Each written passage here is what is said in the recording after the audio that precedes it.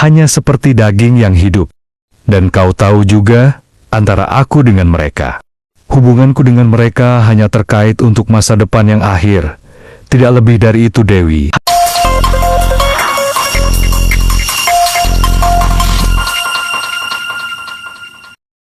Perjalanan jiwa Jila.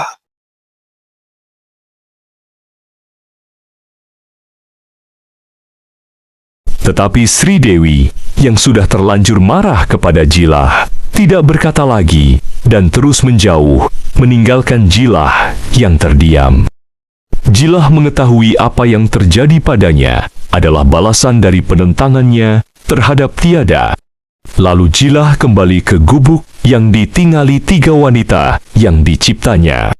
Dan dengan duduk bersila Jilah berucap kepada Tiada, Wahai Tiada, walau aku tahu hal ini akan terjadi, tapi rasa sedih atas kepergian Sri Dewi memberikan kesan kehilangan seperti aku kehilangan engkau dahulu. Tiada menjawab, Jilah, apa yang kau rasakan sekarang belumlah seberapa dibanding rasa-rasa di masa yang akan datang. Jilah, kalau engkau mau membatalkan misi perjalananmu, masih bisa kau perbaiki. Sebelum apa yang kau cipta sudah mulai berkembang dengan banyak. Jilah menjawab, Wahai Tiada, aku tidak ingin membatalkan misi ini, karena apa yang terjadi tadi membuat aku semakin memahami apa yang engkau rasakan. Wahai Tiada, aku sudah engkau berikan gambaran dari ilusi perjalanan ini. Tapi walau aku melihatnya, tapi rasa dari kejadian-kejadian di masa depan belum terasa olehku. Wahai Tiada, apakah aku perlu lagi mencipta pengganti Sri Dewi? Tiada menjawab, Jilah, engkau tahu kenapa aku memerintahkan untuk membuat manusia berwujud perempuan? Jilah menjawab, Belum tahu, wahai Tiada. Bisakah engkau menjelaskannya kepadaku? Tiada menjawab, Jilah, di masa depan engkau tidak perlu lagi mencipta manusia dari tanah. Untuk selanjutnya, perkembangan manusia akan dilakukan dari kelahiran, seperti hewan-hewan yang pernah kau lihat. Jilah mengerti apa yang dimaksudkan oleh Tiada. Jilah terdiam sebentar dan melanjutkan pertanyaannya.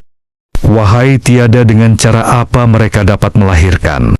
Tiada menjawab, Jilah, engkau tahu aku ada di dalam dirimu juga. Dan dengan energiku, engkau bisa mencipta dari kelahiran. Dengan menyentuh perut mereka dan fokus dalam pembentukan wajah anak yang engkau inginkan, maka semua akan terjadi melalui proses kelahiran. Tapi ada suatu peringatan dariku, jangan engkau menggaulinya selayaknya suami istri. Jilah bertanya, mengapa begitu Tiada? Jilah, apabila engkau melakukan pergaulan itu, maka aku dan energimu akan terhijab oleh itu. Dan aku tidak bisa lagi berbicara kepadamu seperti sekarang ini. Jilah menjawab, Baiklah Tiada, aku mengerti. Kemudian Jilah mendatangi Priyangan, lalu berkata, Aku tahu engkau tidak akan mengerti apa yang aku katakan. Tapi demi perjalanan ini, aku telah mengambil semua resiko yang ada. Hari ini, aku menitipkan benih di dalam perutmu, wahai Priyangan. Dan ketika seorang anak terlahir, itu juga bisa memberikan rasa bahagia bagimu. Kemudian Jilah berfokus seraya mengusap perutnya Priyangan. Dan Jilah juga mendatangi 2 peri yang lainnya. Jilah mengusap perut mereka. Kita beralih kepada Sri Dewi yang sudah beberapa lama pergi dari Jilah. Dengan masih dalam kemarahan, Sri Dewi terus berjalan. Dan hampir sudah 3 bulan, Sri Dewi melangkah jauh dari Jilah. Dia berhenti di dekat sungai dan duduk di bawah pohon besar. Sri Dewi memungut buah yang jatuh dari pohon, bermaksud untuk memakannya. Dia melihat ke atas, dan didapatinya kera besar lagi santai, memakan buah di atas pohon tersebut. Kemudian, kera itu turun dan menghampiri sungai, untuk meminum air di sungai. Sri Dewi yang memperhatikan tingkah kera itu, dan dia mendekati kera tersebut. Kera itu ternyata berjenis kelamin laki-laki, dan kera itu tidak lari ketika Sri Dewi duduk di dekat kera itu. Singkat cerita, Sri Dewi dan kera itu menjadi teman baik. Setiap hari mereka mencari buah-buahan. Di malam yang dingin dan turun hujan, di dalam goa Sri Dewi yang tidur di dekat si kera, merasa ada yang merayap dalam tubuhnya, sesuatu hasrat nafsu. Kemudian entah dari mana mereka belajar berhubungan. Secara naluri kejadian itu berjalan begitu saja. Hari-hari berlalu dan berganti bulan. Tanpa disadari, perut Sri Dewi membesar.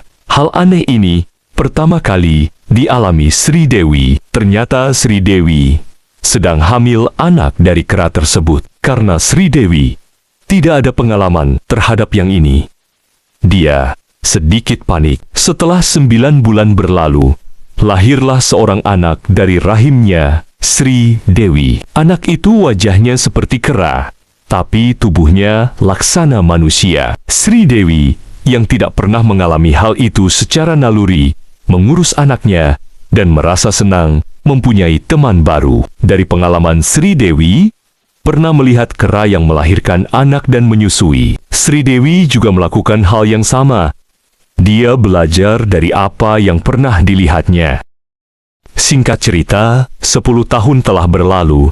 Sri Dewi teringat dengan Jilah dan bermaksud ingin melihat Jilah, tapi ia lupa tempat Jilah berada. Di suatu hari, Sri Dewi meninggalkan anaknya bersama kera-kera yang lain. Dia berjalan tanpa tujuan, berniat menemukan tempat Jilah berada. Berbulan-bulan, dia sudah berjalan, tapi tak menemukan tempatnya Jilah. Kemudian, dia merasa haus dan mencari mata air. Dia menemukan sungai yang cukup jernih, dan dia membungkuk meminum air dari sungai itu. Dan ketika dia sudah selesai menghilangkan dahaganya, tanpa disengaja, dia mendengar teriakan orang yang sedang tertawa.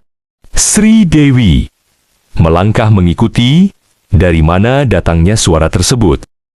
Sesampainya Sri Dewi pada suara itu, dia melihat kumpulan anak-anak sedang bermain. Sri Dewi mengenali tempat itu, tapi dia tidak mengenali anak-anak yang sedang bermain itu. Kemudian, Sri Dewi semakin mendekat, dan barulah terlihat sosok yang dia kenal sedang berbaring di teras pondoknya. Kemudian, Sri Dewi memanggilnya. Jilah. Sosok yang berbaring itu adalah Jilah. Seketika itu Jilah bangun, mendengar panggilan suara itu, dan dia tahu dengan suara itu.